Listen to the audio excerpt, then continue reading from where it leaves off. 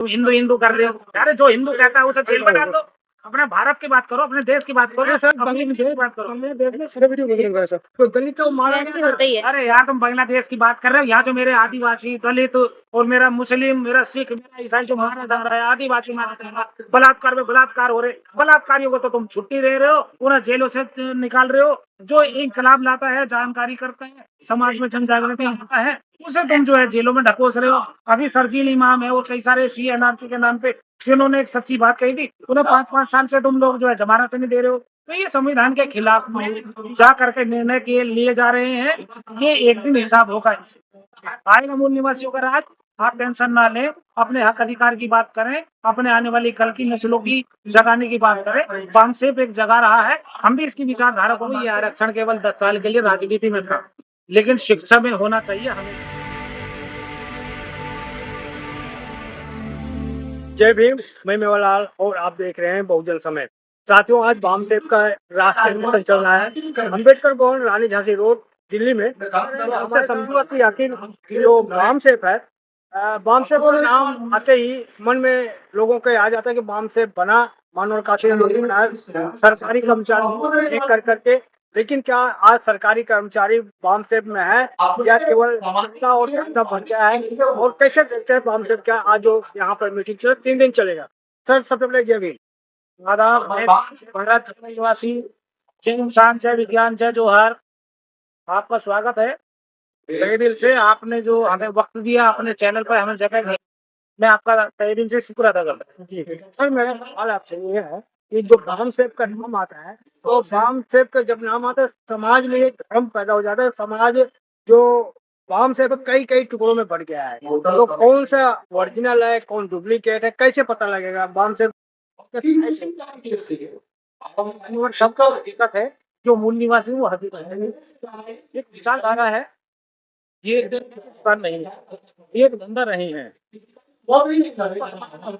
और ये भ्रम मत फैलाओ कि कौन इतना सारे हैं। तो जितने संगठन होंगे उतना ही समाज में काम होगा।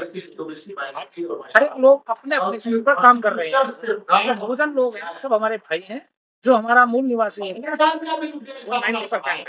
सर आप करो भरपाई, हम थोड़ी भरपाई, हम तो आप सवाल पूछे जो समाज में जुड़ रहा है, इससे आपसे इसको ट्राई कर रहा हूँ कि आप क्लियर करो कि बामसेफ एक ही है। मानो कम से कम तो पढ़े लिखे को जोड़ा ना सर, तो वो पढ़े लिखे लोग आज कहाँ पे हैं? पढ़े लिखे चले जाते हैं, समाज से कट के रहते हैं, वो अपने को उच्च मानते हैं। ये हकीकत है। ये 5 अंगुली है हमारे हाथ, एक में देखो मोटा है, एक में फिर थोड़ा छोटा है, ये सबसे बड़ा है। ये उससे छोटा, ये उससे छोटा, ये पतला भी है। तो हर तरह के लोग होते हैं, उसमें कोई घबराने की और कोई ऐसी में करने की बात नहीं है। हमारा देश है, सब लोग मूल निवासियों का देश है। और ये भ्रम थोड़ा सा कुछ लोग फैला रहे हैं, उस भ्रम से माया जाल से निकालने का नाम ही बामसेफ।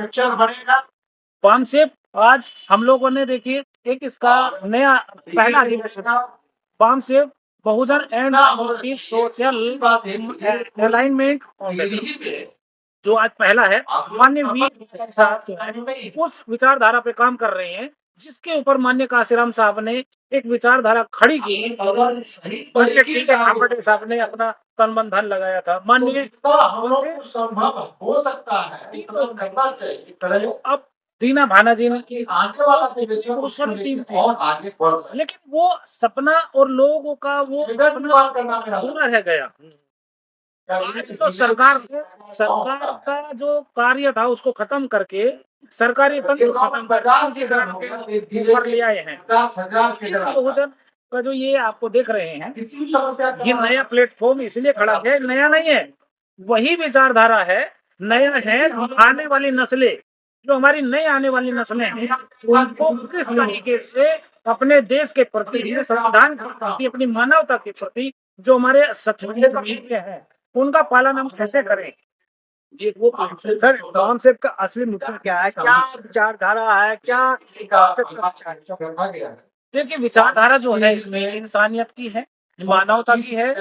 जो आपस में वैमनस्य फैला रहे हैं, कुछ देशद्रोही लोग अपने आप को राष्ट्रवादी कह करके राष्ट्र के नाम पे घोटाला करके राष्ट्र के संपत्तियों को हड़प रहे हैं। वो संपत्ति को हड़पा ना जाए कि भाई मूल निवासियों के महापुरुषों की संपत्ति है, तो उससे बचने बचाने के लिए जन जागृति करनी पड़ेगी। आज तलवारों की लड़ाई नहीं है, आज वैचारिक लड़ाई है, संविधान की लड़ाई है। संवैधानिक पदों पर बैठ के लोग हमारे ही संविधान के, हमारे ही हक अधिकारों को छीन रहे हैं। उससे लोगों को जागृति लानी है। जैसे महात्मा बुद्ध ने, ये हमारा बौद्धिस्टों का देश है, तो महात्मा बुद्ध ने देखिए वैचारिक लड़ाई लड़ी थी, वैचारिक जो मानवता का पैगाम था वो लोगों तक पहुंचाया था। कोई तलवारें नहीं चलाई थी, कोई जंग नहीं लड़ी थी, कोई बम नहीं पटकाए थे। ये एक मानव बम है। जो इसको समझ गया तो इंसानियत क्या चीज है। भाई एक षड्यंत्रकारी है, एक देशद्रोही है, वो इंसानों को जानवर बनाने पे लगा हुआ है। बच्चा जब देती है जानवर, कोई भी जानवर, चाहे वो गाय हो या कुछ भी हो या भैंस हो या तबेला, कुछ भी है, जब जानवर का बच्चा पैदा होता है, आप देखिए अपना कैमरा लगा करके वहीं रहना, वो कहाँ लगता है, उस अपनी मम्मी का मूत पीता है या थनों में लगता है दूध पीता है। और जो आज इंसान पढ़ा लिखा हो करके, पढ़ लिख करके उसको मूत पिलाने पे लगा हुआ है, यानी कि इंसान को जानवर से भी बदतर बनाने पे लगा हुआ है, तो उस पद्धति पे जाना चाहोगे या भारतीय संवैधानिक पे आओगे जो बौद्धिक शैक्षणिक मैं आपसे इंसानियत को कायम। मैं आपसे जानना चाह रहा हूँ, मानो काशीराम पहली बार बाप से बना तो पढ़े लिखे लोगों को बनाया, आम लोगों क्यों नहीं जोड़ा, पढ़े लिखों को क्यों जोड़ा उन्होंने? देखिए शिक्षा एक शेरनी का वह दूध है जो इसे पिएगा वही दाढ़ेगा। लेकिन माननीय डॉक्टर बाबा भीमराव अम्बेडकर ने कहा था मुझे पढ़े लिखे वर्ग ने धोखा दिया। वो इसलिए कि वो विदेशों में आपने उनके लिए व्यवस्था कायम करा दी और आप चाहते डॉक्टर बाबा भीमराव अम्बेडकर उनको नॉलेज का, सिंपल ऑफ नॉलेज का अवार्ड मिला, अवार्ड से सम्मानित किया गया। बाबा साहब ने कहा कि मेरे जैसे यदि और पढ़ लिख करके विदेशों से लोग आ जाएंगे तो हमारे देश की व्यवस्था जो चौपट है वो बन जाएगी। लेकिन जो हमारे एससी समाज का, SC ST का, जो पिछड़ा और दबा कुचला वर्ग का लोगों को विदेशों में पढ़ने का मौका मिला और उन्हें वहाँ चांस दे दिया गया। कोई भी देश क्वालिटी, मेरा सवाल नहीं है, मैं वही आ रहा हूँ, तो क्वालिटी वही की वही रह गई। तो जो पढ़ा लिखा वर्ग था या हमारे देश में काम करता उस टाइम पे, तो हमारे समाज की जो व्यवस्था है वो बदल जाती। उससे बदलने के लिए क्या बनाई। सर मेरा सवाल, बाबा साहब ने कहा कि पढ़े, तो वही तो बता रहा हूँ, तो पढ़े लिखों को क्यों दिक्कत आती है जब धोखा दे दिया? मान्यवर शिक्षित लोग जो हैं वो जागृति ज्यादा लाते हैं, समाज में काम करते हैं, समाज में उभार लाते हैं, धोखा भी देते हैं। वो कह मैंने बताया 5 उंगली बराबर नहीं है। कुछ लोग लालची भी हो गए, तो धोखा अपना मिल जाता है। लेकिन हम लोग उसे अन्यथा में ना लें, उसे अपने समाज सर समाज में जो बड़े बड़े पद पे चले जा रहे अधिकारी बन जाता है, बस में जाते ही नहीं।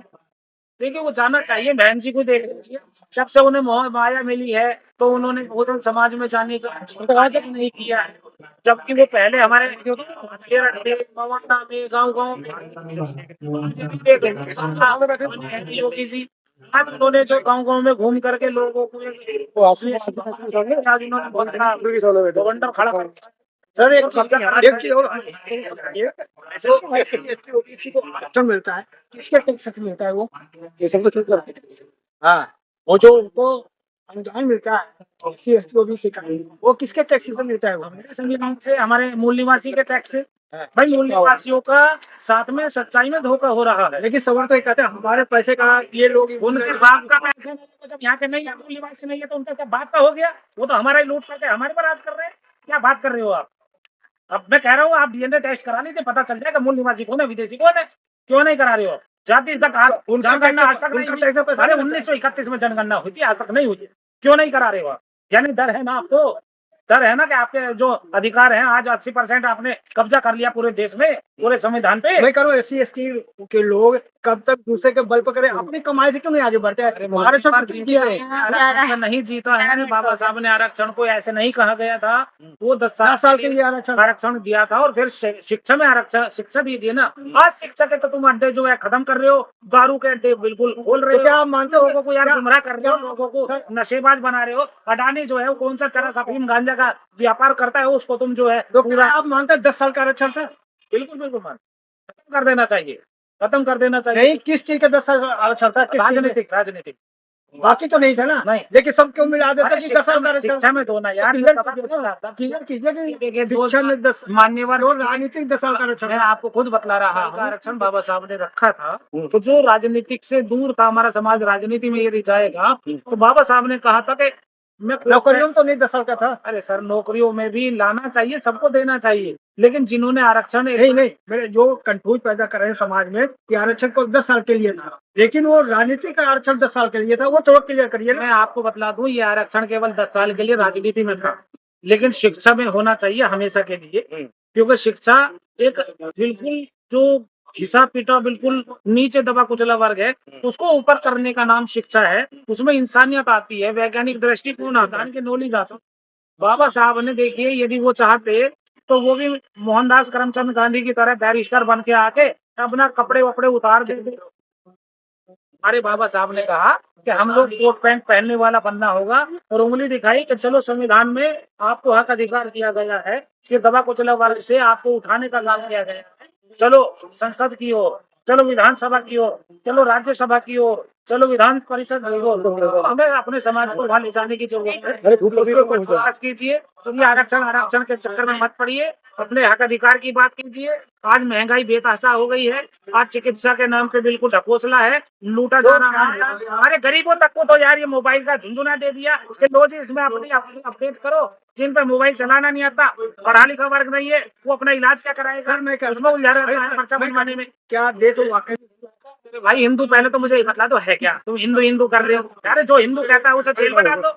अपने भारत की बात करो, अपने देश की बात करो, सर, अपनी देश की बात करो। बांग्लादेश में सारा वीडियो बदल रहा है सर, तो दलितों को मारा ऐसे गया होता ही है। अरे यार, तुम बांग्लादेश की बात कर रहे हो, यहाँ जो मेरे आदिवासी, दलित और मेरा मुस्लिम, मेरा सिख, मेरा ईसाई जो मारा जा रहा है, आदिवासी मारा जा रहा है, बलात्कार में बलात्कार हो रहे, बलात्कारियों को तो तुम छुट्टी दे रहे हो, उन्हें जेलों से निकाल रहे हो। जो इंकलाब लाता है, जानकारी करता है, समाज में जन जागृति लाता है, उसे तुम जो है जेलों में ढकोस रहे हो। अभी सरजील इमाम है और कई सारे CNRC के नाम पे जिन्होंने एक सच्ची बात कही थी, उन्हें 5-5 साल से तुम लोग जो है जमानत नहीं दे रहे हो। तो ये संविधान के खिलाफ में जा करके निर्णय के लिए जा रहे हैं।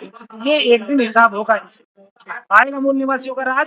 आप टेंशन ना लें, अपने हक अधिकार की बात करें, अपने आने वाली कल की नस्लों की जगाने की बात करें। बामसेफ एक जगा रहा है, हम भी इसकी विचारधारा को, बहुजन मुक्ति पार्टी से मैं राष्ट्रीय प्रवक्ता हूँ, हम लोग इस विचारधारा पे चल करके मानवता की, शैक्षिक दृष्टिकोण की, शिक्षा की, इन लोगों की वैज्ञानिक और इनको शिक्षा को लाना होगा, अंधविश्वास पाखंडवाद को धकेलना होगा।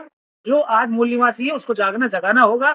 और इसीलिए मैं भी यहाँ आया हूँ कि मैं भी कुछ सीख लूँ, कुछ सिखा लूँ और लोगों को जन जागृति का संदेश दे दूँ। हमने समझ लिया।